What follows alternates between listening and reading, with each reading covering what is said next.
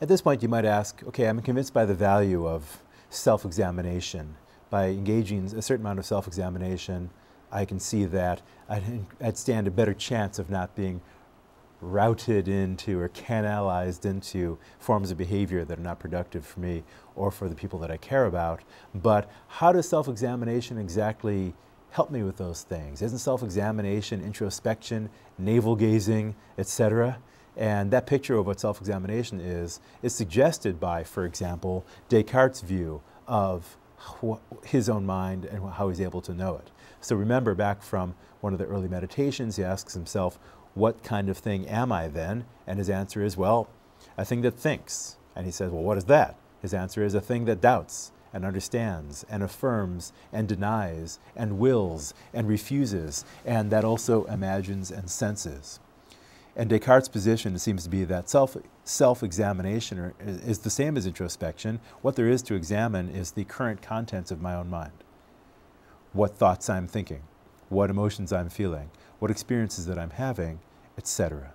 Now, that Cartesian picture of self-knowledge has had a very large impact on Western philosophy subsequent to Descartes' own writing.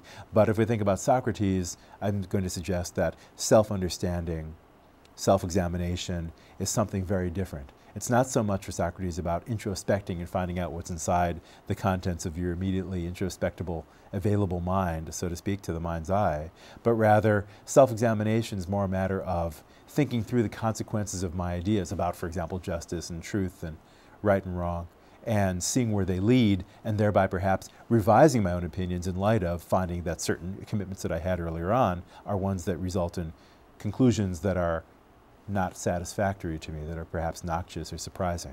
So you might say, for example, when I first heard about utilitarianism, it seemed like an obvious theory, almost too obvious to be worth mentioning. And then as I saw that its consequences included things such as doing terrible things to an innocent person in order to maximize utility, I then realized that I'm not a utilitarian after all. Now Socrates would say, right, exactly, good example of how self-examination is possible without introspection. You're not so much introspecting, rather you're engaging in dialogue with others, hopefully, and in the course of doing so, drawing out conclusions from your own preconceptions and assumptions, and seeing that, in fact, deep down, you don't accept a utilitarian theory of right and wrong. Or likewise, you might think about, well, when I first heard about empiricism, it seemed too obvious to be worth mentioning, but now that I think through its consequences, I find that maybe I'm not an empiricist after all. I thought I was, because I love science, you might say.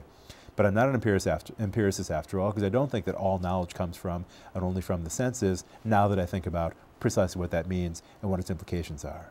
So Socrates would say, self-examination is not navel-gazing. Rather, it's thinking about our ideas and our views, drawing out their consequences, seeing where they lead, and seeing whether we need to revise our own opinions in light of those conclusions.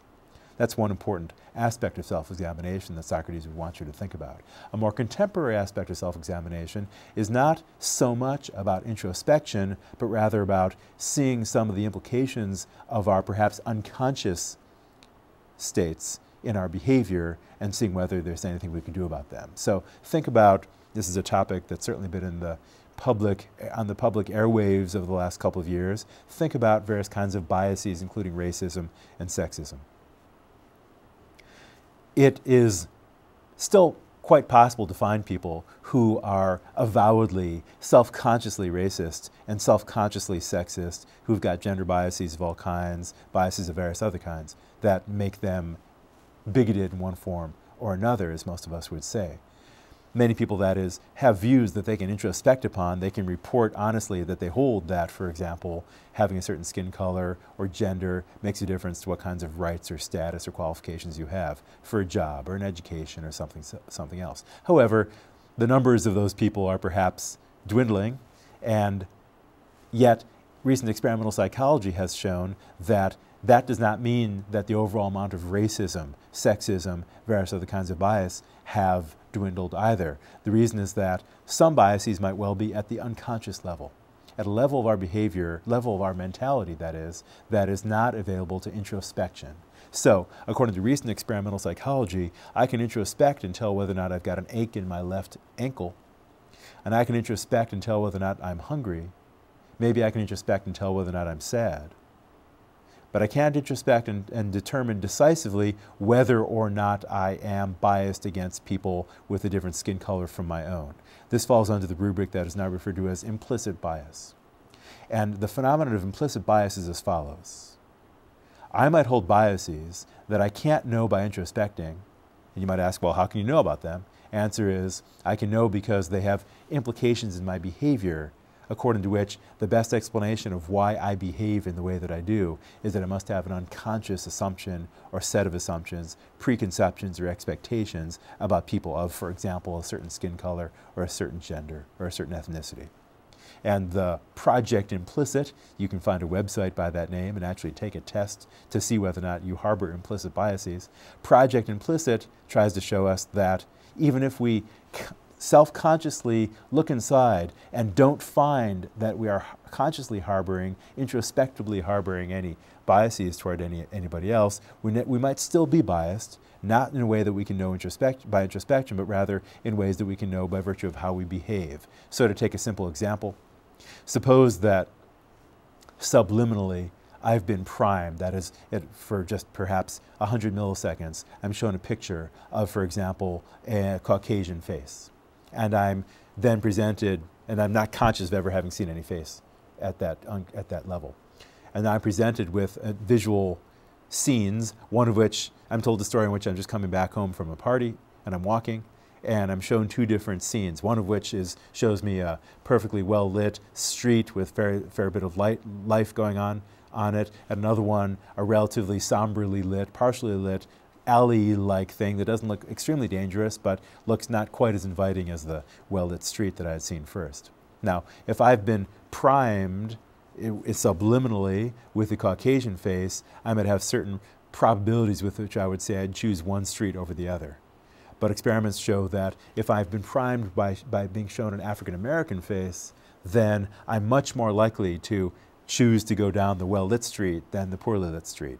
The suggestion being that it might be that being primed at the unconscious level by the African-American face makes me feel more in danger, more threatened.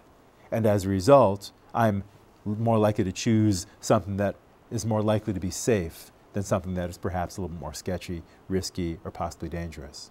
The best explanation, if that's what happens to me is when I'm an experimental subject, the best explanation of that difference in my choices as to which street I'm willing to go down is presumably that skin color makes a difference to how safe or unsafe I feel, but not in a way that I'm conscious of.